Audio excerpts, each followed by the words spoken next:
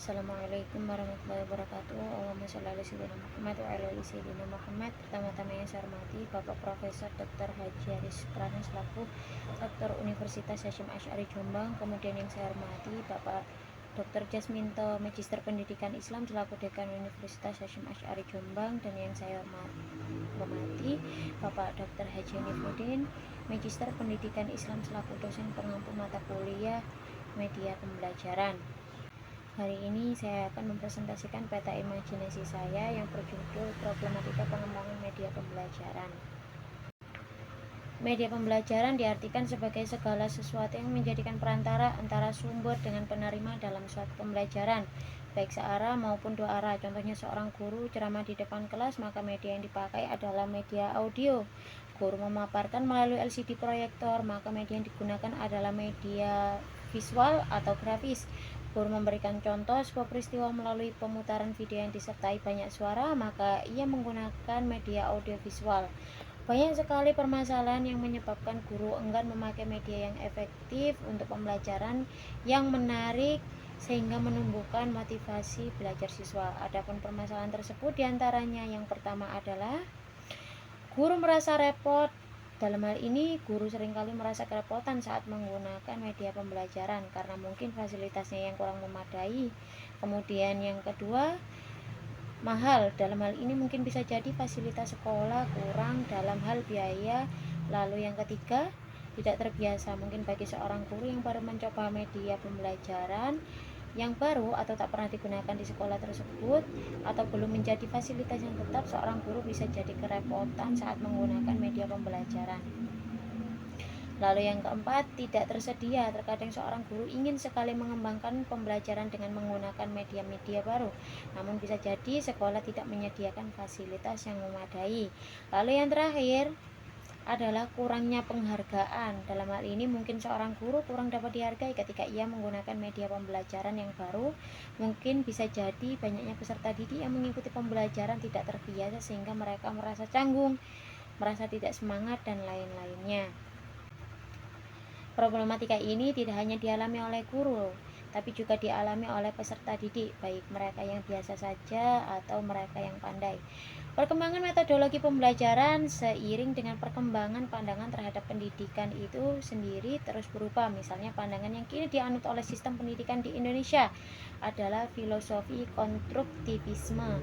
Filosofi ini melihat bahwa belajar adalah upaya memotivasi siswa dengan menggunakan pengetahuan yang telah ada guna menemukan pengetahuan baru, karena pada dasarnya peserta didik itu sudah mempunyai pengetahuan dasar. Tugas seorang guru adalah merangsang peserta didik untuk belajar menemukan pengetahuan melalui diskusi, discovery, dan dirancang melalui diskusi kelompok atau tugas individu. Perlu adanya pertimbangan di atas untuk memilih media yang dapat menggunakan pola seperti yang lain yang dapat kita rumuskan dalam satu kata, yaitu action, yaitu akronim dari beberapa kata. Apa saja? Yang pertama ada akses. Kemudian akses menjadi pertimbangan pertama dalam memilih media. Misalnya kita menggunakan media internet, perlu dipertimbangkan terlebih dahulu saluran untuk koneksi internet tersebut. Lalu yang kedua ada cost atau biaya. Biaya juga menjadi pertimbangan. Banyak jenis media yang dapat menjadi pilihan kita. Media canggih contohnya biasanya mahal, namun mahalnya biaya harus kita hitung dengan aspek manfaatnya. Lalu yang ketiga ada teknologi. Mungkin saja kita tertarik pada suatu media, tapi kita harus mempertimbangkan tentang aspek pendukungnya. Lalu yang keempat ada interactivity. Media yang dapat memunculkan komunikasi dua arah atau interaktivitas. Lalu yang kelima ada organization, yakni pertimbangan yang juga penting adalah dukungan organisasi, apakah kepala sekolah mendukung atau tidak. Lalu yang terakhir ada novelty, yaitu kebaruan dari media yang harus dipilih menjadi pertimbangan. Media yang lebih baru biasanya akan jauh lebih baik dan menarik para siswanya. Berikut ada beberapa cara efektif untuk merancang media pembelajaran yang baik. Yang pertama, ada media harus dirancang dengan sederhana agar lebih mudah dan lebih dipahami oleh peserta didik. Kemudian yang kedua, ada media hendaknya dibuat sesuai dengan pokok bahasan yang diajarkan. Lalu yang ketiga, ada media harus dirancang tidak terlalu rumit dan menggunakan bahan-bahan yang mudah didapat, tetapi tentu tetap tidak mengurangi makna dan fungsi dari media itu sendiri.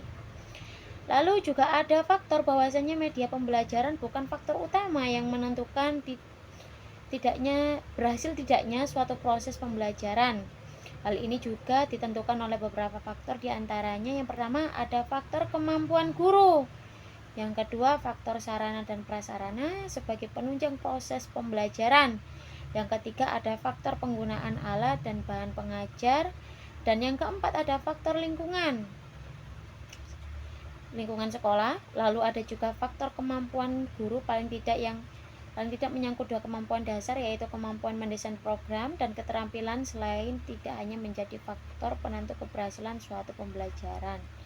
Media juga memiliki beberapa keterbatasan, diantaranya yang pertama, medianya itu hanya sebagai alat bantu, bukan pengganti guru. Lalu yang kedua, ada media menggunakan listrik, sangat bergantung pada daya listrik. Lalu yang ketiga, terkadang ada juga media memerlukan adanya penataan ruang khusus. Lalu yang keempat, adanya penggunaan media pembelajaran yang sukar secara bervariasi. Lalu yang kelima, mempersiapkan beberapa media pembelajaran memerlukan waktu yang cukup lama. Lalu yang keenam, kalau media terjadi kerusakan mendadak sangat mengganggu proses pembelajaran.